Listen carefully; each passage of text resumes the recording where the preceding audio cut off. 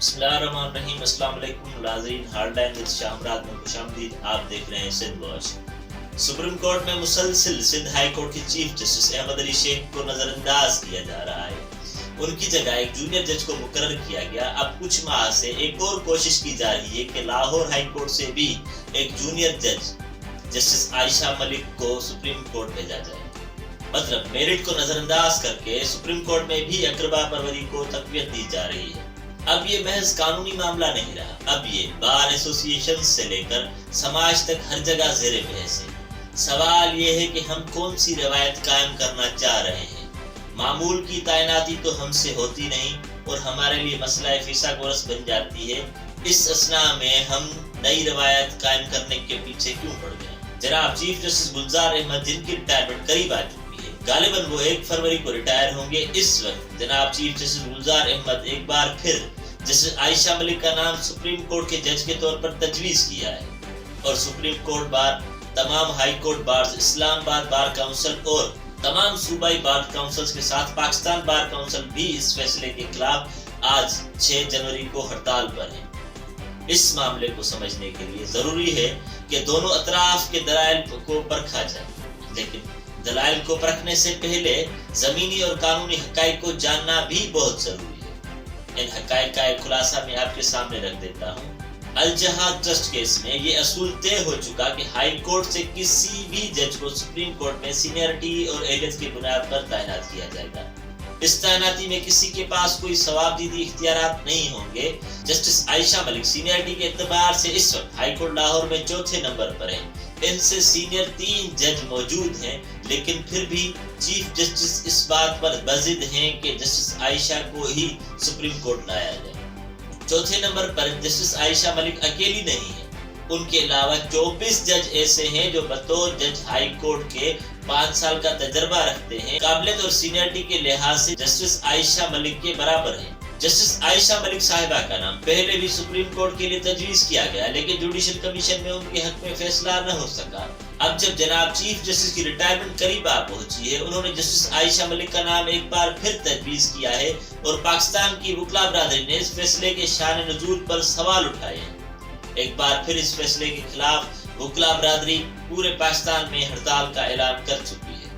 ان حقائق سے آگہی کے بعد اب آئیے معاملے کے دیگر پہلوؤں پر بات کرتے ہیں۔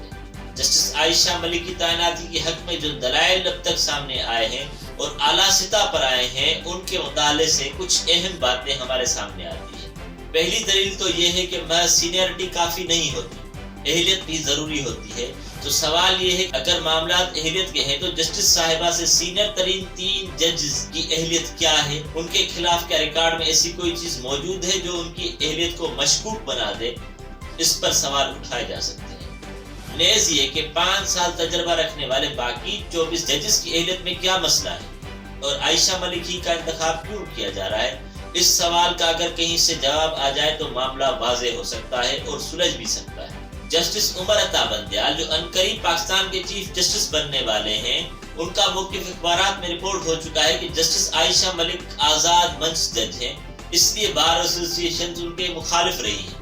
اس اعتراض کا جواب بار ایسوسی ایشن کو ہی دینا چاہیے۔ البتہ اس سے ایک بات تو واضح ہوتی ہے کہ جو 3 محترم جج عائشہ ملک سے سینئر ہیں، کیا وہ آزاد منچ جج نہیں؟ ایک دلیل یہ دی گئی کہ سپریم کورٹ میں عورت جج کے آنے سے تاریخ رقم ہو رہی ہے، اس لیے تاریخ رقم ہونے کی راہ میں رکاوٹ نہ ڈالی جائے۔ تو محض تاریخ رقم کرنے سے طے شدہ قوانین کو پامال کیا جا سکتا ہے، یا کسی کے محض خاتون ہونے کے بنیاد پر 3 سینئر ججز کو ترجیح نہ دی جائے؟ کیا یہ قانونی روز سے جائز ہے؟ آئین پاکستان کے آرٹیکل 25 میں طے کر دیا گیا ہے کہ جنس کی بنیاد پر کسی سے امتیازی سلوک نہیں کیا جائے گا۔ قریب یہی اصول آرٹیکل 27 میں بھی طے کیا گیا ہے۔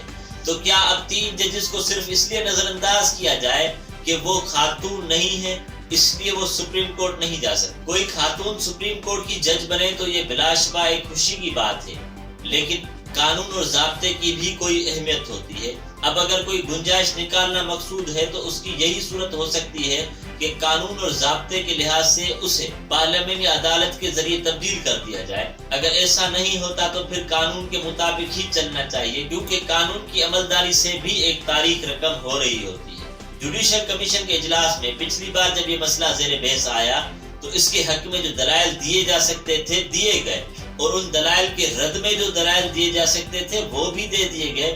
اب دوبارہ یہی مسئلہ سامنے آیا ہے تو سوالات کو معاونیت میں اضافہ ہو گیا ہے۔ اب یہ محض قانونی مسئلہ نہیں رہا بلکہ بار ایسوسی ایشن سے لے کر سماج تک ہر جگہ زیر بحث معاملہ بن چکا ہے۔ معاشرہ صرف ہیلو بہانوں سے نہیں بنتا بلکہ اپنی اعلیٰ روایات سے سرخرو ہوتا ہے۔ سوال یہ ہے کہ ہم کون سی روایات قائم کرنا چاہتے ہیں؟ جب سندھ ہائی کورٹ کے چیف جسٹس کو سپریم کورٹ آنے سے روکا گیا، اس وقت جونیئر جج کو مقرر کر کے روایات قائم کی گئی، وہ کس قسم کی روایات تھی؟ ایک اہل اور خود مختار جج کو یوں ڈسکریج کرنا عدالتی روایت میں کس امر کو شامل کرتا ہے؟ ایک معمول کی تعیناتی تو ہم سے ہو نہیں پاتی۔ اس وقت نئی روایات قائم کرنے یا اقربا پروری کو تقویت دینے سے بہتر ہے سپریم کورٹ سمیت تمام ہائی کورٹس میں تقرری کا فیصلہ میرٹ اور سینئرٹی پر کیا جائے، تمام ریٹائرڈ ججز کو ان کی خدمات سے برخاست کیا جائے تاکہ عوام